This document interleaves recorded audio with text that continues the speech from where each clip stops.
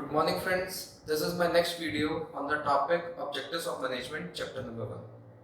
So, let us first of all understand the word objective. Objectives क्या होते हैं? Objectives is a kind of word which tell us the end result, the final goal, the target, जो aim है हर organization का, हर एक business का, जहाँ पे वो पहुँचना चाहता है, जहाँ पे वो अपना reachable point देखता है. The focus area where they want to reach the end point of a particular objective. But वो बोलते हैं objectives कंपनी के एक नहीं होते, multiple objectives आते हैं. So it has been classified into 3 segments. That is known as organizational objective, social objective, and personal objective. So we are going through the first part of the objective, that is organizational objective.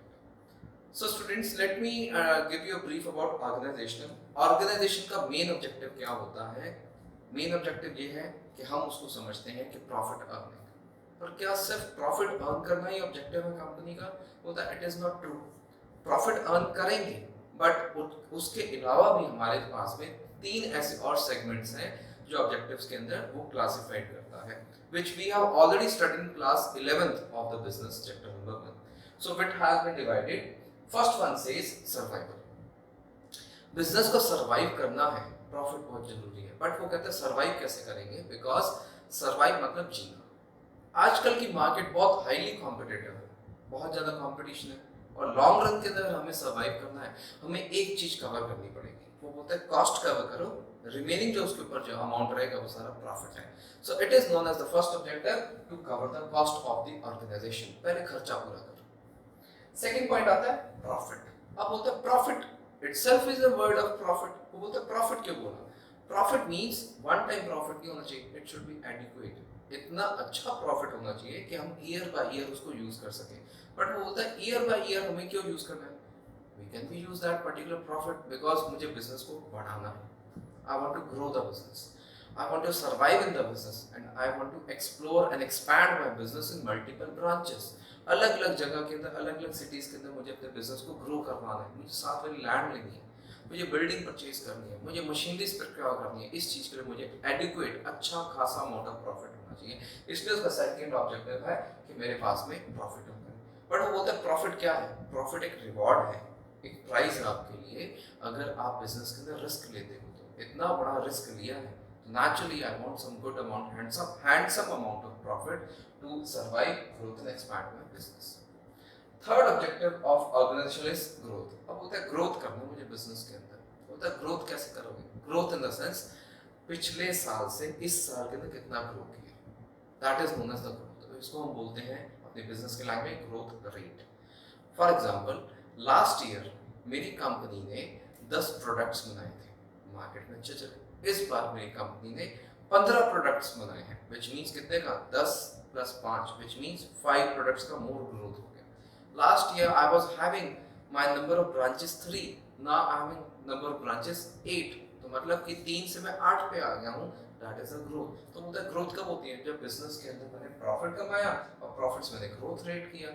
So growth rate in terms of numbers like branches, products, employees, even your sales, even your profits. तो बोलते हैं इसको हम क्या कहते हैं? Growth. तो ये हमारे ऑर्गेनाइजेशन के ऑब्जेक्टिव्स हैं. सेकंड कंपनी का जो ऑब्जेक्टिव होता है, which means the objective of the organization is not only organizational. बोलते हैं सेकंड कुछ है हमारे लिए जो है सोसाइटी के लिए. So students, let us understand what you mean by the word society. Society means commitment. हम resources, man, money, material, method, machine, ये सारे रिसोर्सेज कहाँ से लेते हैं? सोसाइटी से. So it is our humble duty to give back to the society. वो बोलते हैं हमारा कुछ रिस्पॉन्सिबिलिटी बनती है कि हम सोसाइटी को गिव बैक करें. तो सोसाइटी को गिव बैक हम कैसे कर सकते हैं? एक जेन्युइन ऑर्गेनाइजेशन हमेशा सोसाइटी का भी टेक केयर करता है. तो बोलता है मल्टीपल ऑप्शंस है उसके पास में, वो कैसे करेगा? सबसे पहला प्रायोरिटी है कि जो प्रोडक्ट्स हम बना रहे हैं मार्केट में वो अच्छी क्वालिटी के होने चाहिए, स्टैंडर्ड क्वालिटी के होने चाहिए, डुप्लीकेसी, माइल प्रैक्टिसेस नहीं होने चाहिए, विच मीन सोसाइटी के अंदर अच्छी क्वालिटी के प्रोडक्ट्स डाले जाने चाहिए. सेकंड ही सेज कंपनी हमेशा मार्केट के अंदर एम्प्लॉयमेंट अपॉर्चुनिटीज ओपन करे ताकि जो मेन रिसोर्स है वो सोसाइटी में से आए, ताकि उनकी family income, employment generations market में ज़्यादा बढ़े, उनका स्टैंडर्ड ऑफ लिविंग इंक्रीज हो सके. इसलिए एम्प्लॉयमेंट जनरेट करना बहुत जरूरी है. Third he says financial support to communities, different different communities को फाइनेंशियल सपोर्ट करना चाहिए। इसको अपनी लैंग्वेज में बोलते हैं बिजनेस की CSR, कॉर्पोरेट सोशल रिस्पांसिबिलिटी, जहां पे कॉर्पोरेट मतलब कंपनीज या बिजनेस ऑर्गेनाइजेशन सोसाइटी में रिस्पांसिबिलिटीज के फैक्टर्स दे रही है, व्हिच मींस अलग अलग तरीके से उनको फाइनेंशियली एड, उनको हेल्प आउट कर रही है।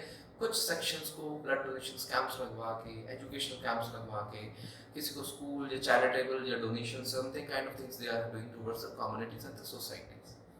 Next he says social service projects with NGOs, which means participation करना, नॉन गवर्नमेंट ऑर्गेनाइजेशन साथ में एसोसिएट हो और उसी तरीके से मार्केट के अंदर अलग अलग सोशल स्कीम्स के थ्रू आप मार्केट में पहुंच सकते हैं, व्हिच मींस ऑर्गेनाइजेशन जो ये पार्ट्स करती है। और सबसे गुड एग्जांपल इसका टाटा इंडस्ट्रीज है।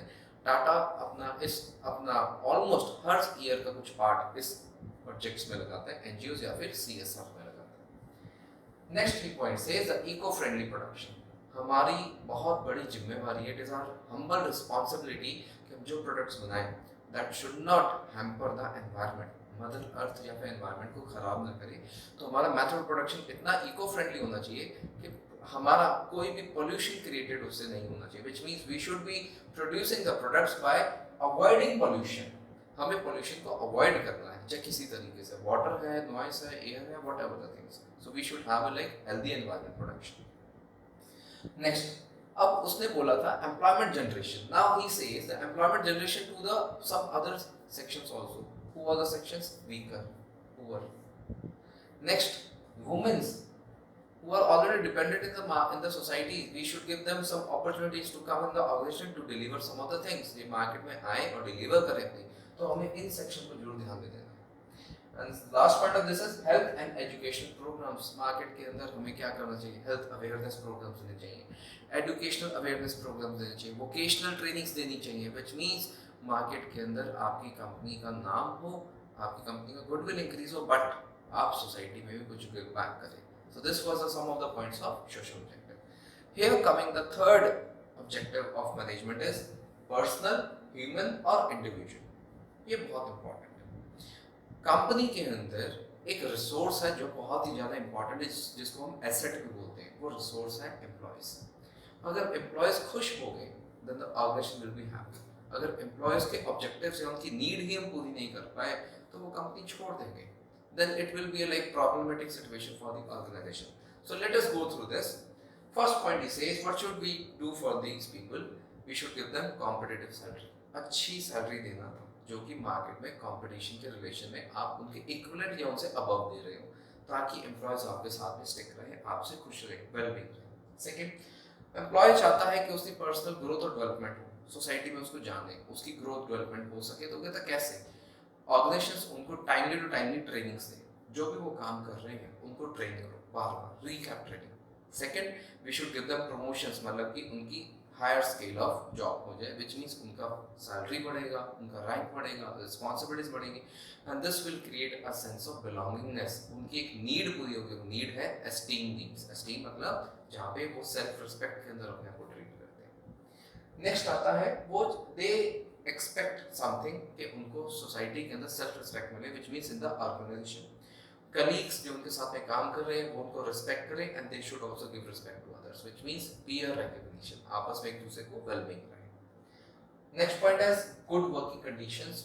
द ऑर्गेनाइजेशन और the business should give them well being conditions of the market. अपनी कंपनी के अंदर अच्छी कंडीशंस दे, ventilated areas, cafeterias, sanitations, and each and everything should be there so that they should feel at home and it is a part of the family. उनको family का treat करना चाहिए. Note, we do not neglect this objective क्योंकि human being, I have already told you, these are the assets of the organization. अगर assets आपकी अच्छी हैं, organization हमेशा competition के अंदर आपकी कंपनी ही जीतेगी अगर आपका individual objective सबसे पहले अपडेट हुआ। So these were the like particular list of objectives of management, organizational, social and personal. So do visit my next video for the further topics. Thank you so much.